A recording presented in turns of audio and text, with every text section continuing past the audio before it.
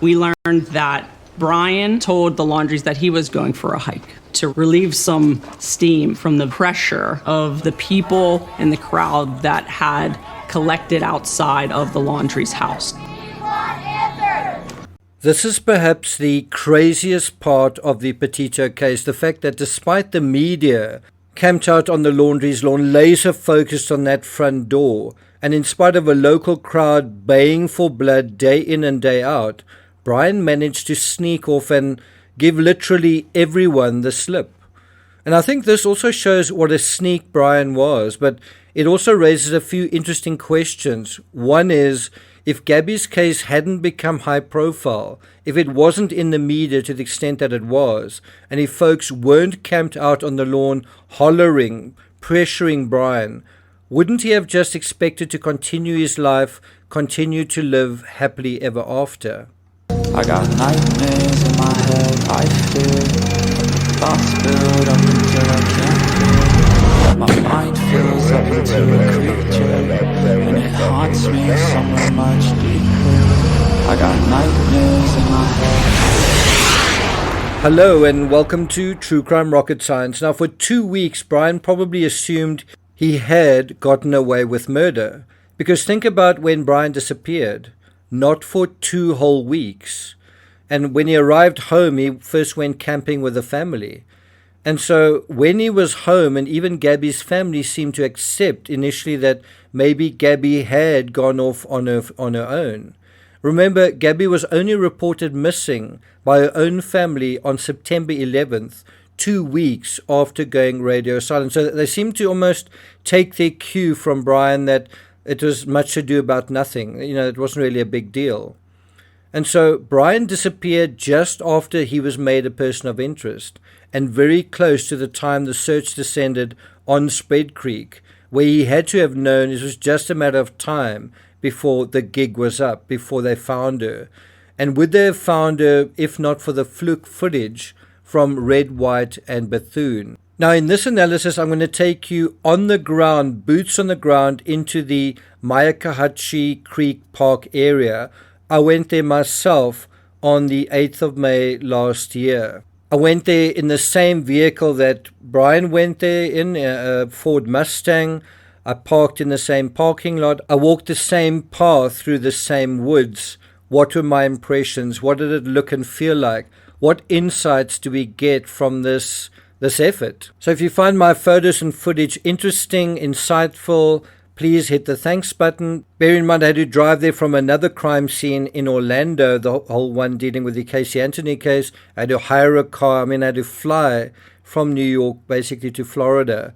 So that required quite a lot of expense and effort. If you appreciate that, please show your appreciation by hitting the thanks button. And let's get started. So when I was in Northport, Florida, where the laundries lived, and where Brian returned to after murdering Gabby 2,400 miles away in Jackson, Wyoming, I also visited there. When I was in Northport, I went to the Myakkahatchee Creek Environmental Park. As I said, I was there on the 8th of May last year. And like Brian, I arrived in a Mustang, and I parked it in the parking lot near the entrance. Besides sharing some of the sights and sounds of Myakkahatchee, I want to share 7 specific insights from my visit to Myakkahatchee that were quite unexpected. They met someone they did not expect. Right, so these are my 7 insights from my visit to Myakkahatchee. Number 1, it's very close to the laundry home.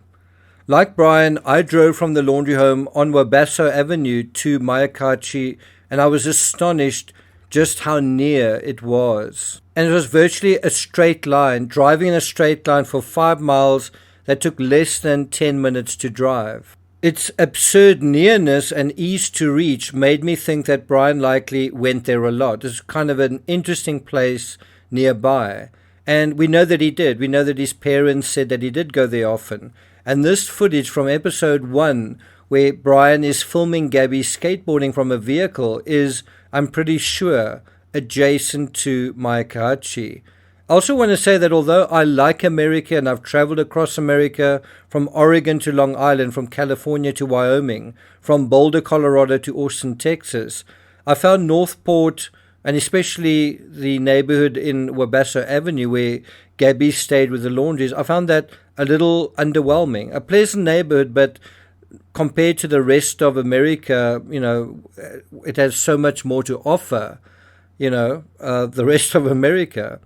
I mean, if Wabasso was a street, it could be pleasant, sure, but also somewhat dour, kind of grim. I kind of got the same feeling when I was in Modesto, in the area where where Scott Peterson and Lacey stayed. There are better parts in America. And I could see how Gabby would not only want to get away from there after a while, as a young person, but wouldn't be in a rush to get back once she was away, especially if you're in somewhere like the Grand Tetons in Wyoming. But I think it was different for Brian because this was home, and I'm not sure if it was Gabby's home, certainly not in the same way. Anyway, that was something I felt when I was in that fabric. Number 2, do you recognize the bridge? One of the first things you encounter when you leave the car park, I think it's within about a minute's walk after you close your car door, is this charming wooden bridge that straddles the creek. Do you recognize it? Because you should. Number 3, I was completely alone. So when I arrived at Myakkahatchee, which is a Seminole word for big water river, it was dry. I mean, the area around the creek was kind of dusty and dry. The creek was flowing. You could sort of hear it gurgling, and there was certainly water in it, but it was nothing like it would have been in September when Brian was there, and of course it flooded while he was there. And that really complicated the search for him. Although I encountered a handful of people when I crossed the bridge, and there were a handful of cars parked when I parked there, I know when I left, I think my car was virtually the only car there, and one other car sort of arrived. Someone did arrive when I left. There was also a sole mountain biker, but otherwise, very quickly I found myself completely on my own and often surrounded by dense, disorienting bush. Number 4, I got hopelessly lost. This was actually quite a scary experience. When last were you lost and you literally had no idea where you were, and that went on for quite a length of time. And the reason I got lost is I didn't have data on my phone, I didn't have a map, and I just kind of wandered into the wilderness. And, like what can go wrong? And because there's no horizon behind the tree line, like I say, within about 15 minutes, I got hopelessly lost. And I sort of used the setting sun, and I had to sort of concentrate and recalibrate and retrace my steps.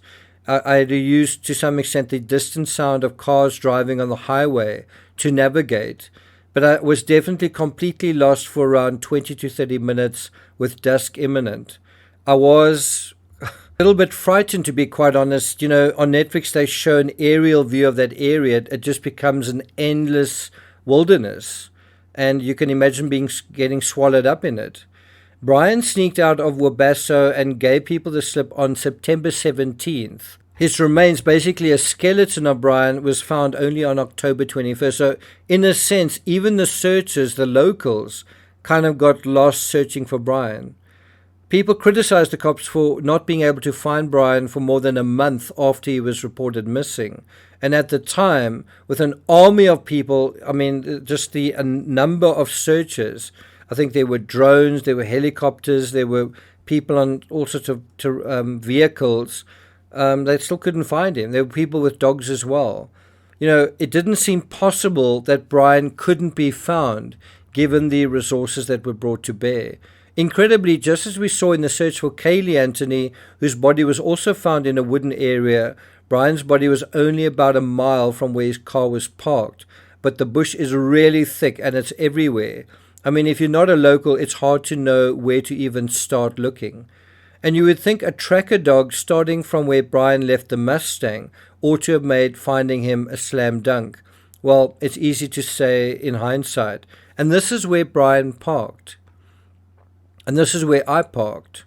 Number 5, it gets inundated with water. Like its name suggests, Myakkahatchee gets flooded with big water in the late summer. Brian knew this, and he likely knew he'd be able to disappear into the park, and even seasoned searchers would struggle to find him, and he was right.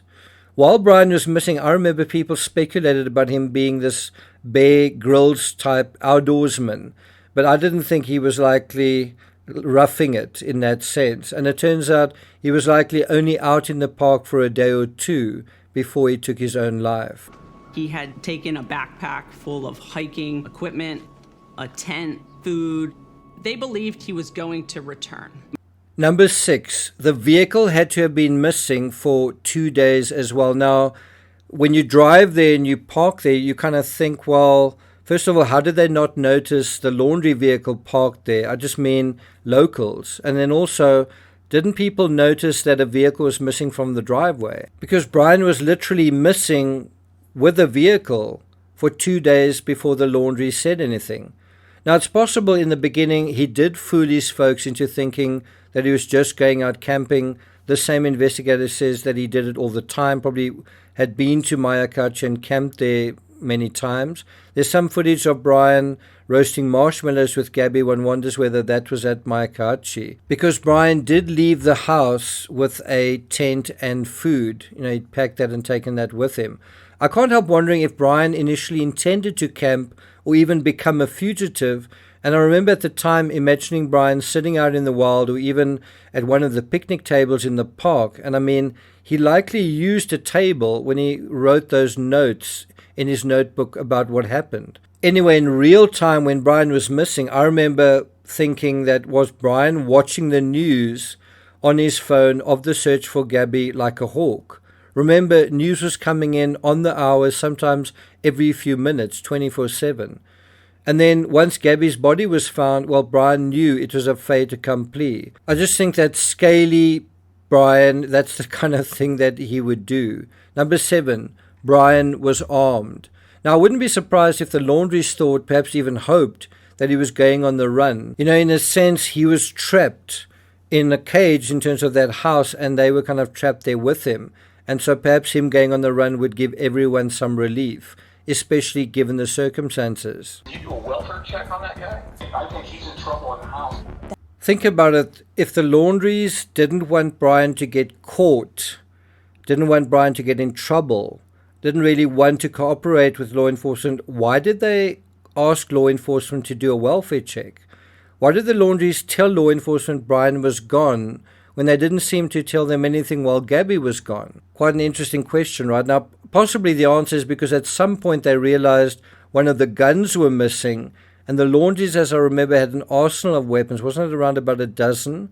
And when the cops came to do their welfare check, part of what the cops looked at and were likely told about was the missing firearm. Look at this article from CNN. Brian Laundrie's parents discovered a handgun was missing when they voluntarily surrendered their firearms to law enforcement the same day.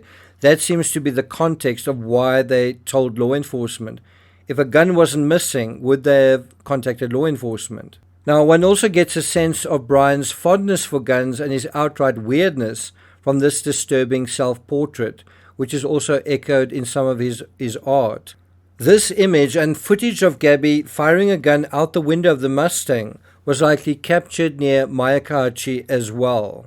I do think the way law enforcement and the media were manipulated, Brian was allowed to slip away, and this indirectly led to his death. In this sense, Brian's own parents, had they made Brian more accountable, could have saved his life, and are, in a sense, the reason he isn't alive today. If they blame themselves for Brian's death, and they should, that ought to be some sort of punishment in a case that never saw a proper trial, never really saw proper justice. But I wouldn't be surprised if they blamed Gabby and the media instead for the death of their precious, murderous son. I'm not going to take it further than that. Thank you for listening, and I'll see you guys next time.